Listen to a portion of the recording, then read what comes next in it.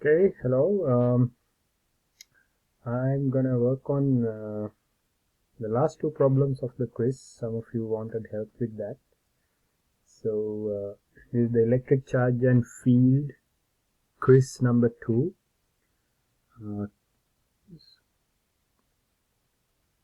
Quiz 2, question 4. It says three microcoulomb charges are at the three corners of an square of side 0.5 meters. So here we have a square, and we're going to place three charges, any three corners, it doesn't matter. So all of these are plus 3 micro, 3 micro, and 3 micro. Each side is 0.5.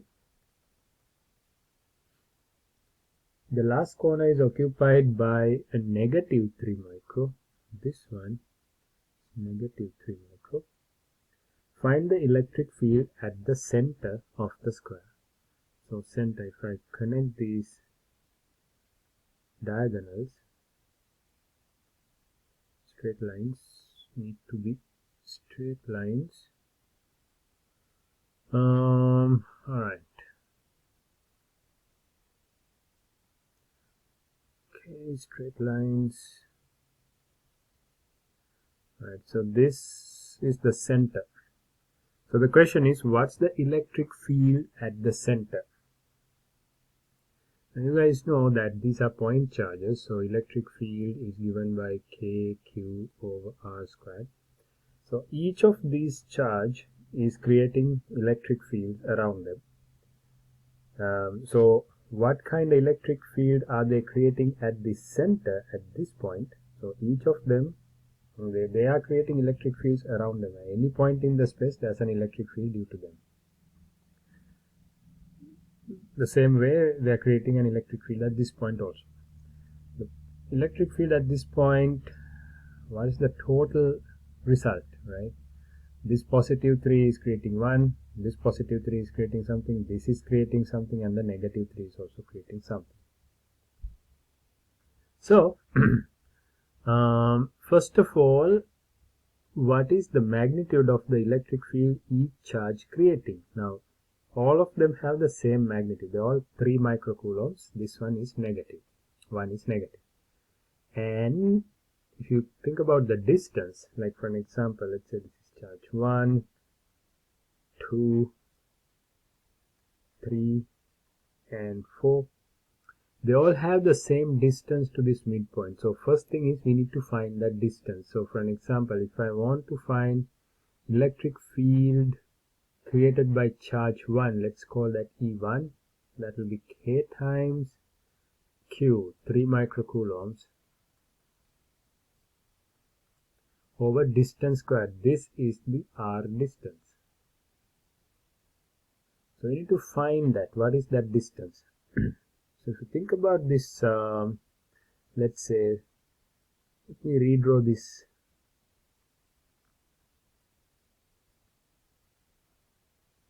Think about this square. And here's the midpoint. We need this distance R. So let's connect this. If the whole thing is 0.5, this is going to be 0.25 this side. It's a right triangle. Using this information, you should know what these angles are, Using that, you can find this R distance, and you can plug that value here, and you can find what is E1 is, right? You can calculate that. The other thing, what are the directions? Now this E1 is pointing this way. It's a positive charge. This is a positive charge, so the electric field it creates pointing this way. E2, this is here E2. It's also a positive charge, so pointing in this direction. Think about E3. Think about E4. Check whether some of these can cancel out each other. Check whether some of these directly add up. If they're in same direction, you can add them. If they're in opposite directions, you can subtract them. So think about all these things. These magnitudes has to be same, right? Because the charge, they all have the same 3 microcoulomb magnitude. They all have the same distance from that midpoint we are talking about. So the electric fields, they all have the same magnitude. They're just in different directions. So some of them going to cancel out, some of them going to add up. It makes things much easier. Okay, so think about that. All right, going to move on to the next question, question number 5. It says, all right, let me take a new page.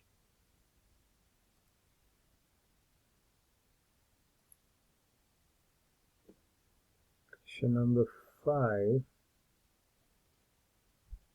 A 5 microcoulomb charge is placed at the origin 0, 0 mark on x-axis, and -4 is at 50 centimeter. At what point on the x-axis is the electric field 0? Alright, let's see. So they're all in the x-axis. So here's the x-axis. Okay. So here's the 0, 0 point. Over here we have a 5 microcoulomb charge. This is the origin. And then a -4 microcoulomb charge is at 50, 0 point. So these are in centimeters. So this 50 centimeters is like half a meter. At this point, we have a -4 microcoulomb charge, which is at 50, 0. These are in centimeters. The question is, at what point on the x-axis is the electric field 0? Can there be a point where electric field is 0? Look at the answers. It's giving you a couple of options, and there's another option saying field cannot be 0 on the x-axis. So we have to look into these possibilities first. First of all, without doing any math, let's see, can there be a point that electric field is 0, or can there be no point that there's 0? Means every point there has to be some electric field.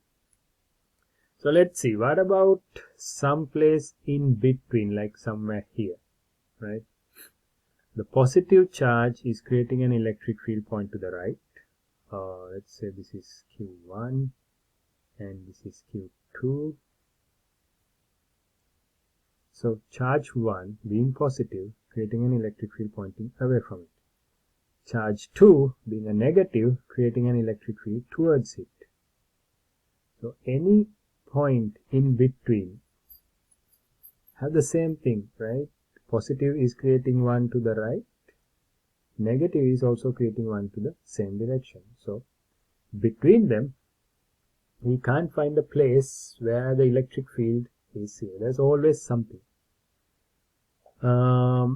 What about on this side, left of the origin, somewhere over here? Let's say this point. The positive charge is pushing away. Negative charge, -4, is pulling. So they are in opposite direction, so they cancel out. So there is a chance that they can cancel out each other completely and make it 0. But if you think about it, so again let's go back and draw this with a little bit more space. This is 5 microcoulomb, the big one. This is -4 microcoulomb, small one, is a big charge. So to the left of it, to the left of origin, the big charge is always, no matter where you calculated, it's creating a bigger electric field than the negative charge. And the positive charge is always creating a big electric field than the negative charge, because it's a bigger charge, and if you think about the distance, it's closer than to the negative one, right? So the positive electric field is always bigger than the negative electric field regardless of where you calculate it. So they won't cancel out each other. There is always E1 is going to be bigger than E2. So we know that in between there's no chance of having 0. To the left of the origin there's no chance of having a 0. Now think about the right side. Somewhere here, some point P1. Positive charge is creating an electric field to the right because pushing away E1. Negative charge is creating an electric field to the left. It's pulling E2. Even though the negative charge is smaller than the positive, the distance wise, this point P1 is closer to the negative than to the positive all the time. So there can be some point that the two fields going to cancel out each other. So that's what you need to figure out. What is that distance? So even by looking at the options, there's two options you can make a guess.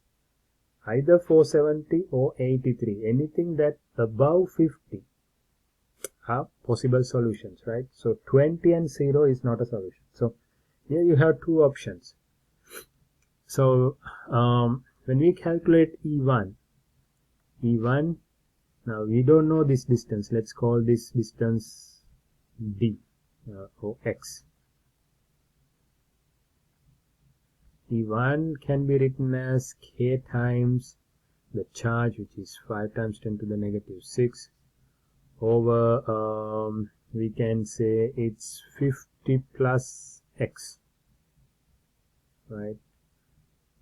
These things need to be in meters, so 0.5 plus X squared.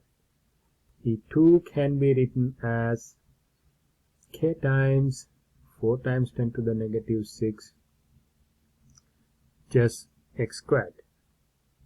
If they're going to cancel out each other, E1 and E2, these two should be equal to each other. Solve that and you can find what the X is. And the distance, the coordinate, that point is this whole distance. So once you find X, that coordinate point becomes 50 plus X. That's the distance. 50. Actually, it's 50 plus X and 0. That's the coordinate point. So you can try that, or the other method is actually, since there's only two options, logically there's only two options that can work, plug those numbers to the equation and see which one gives you the same answer. Alright, so I think this should help you to work with this problem. Okay, thanks.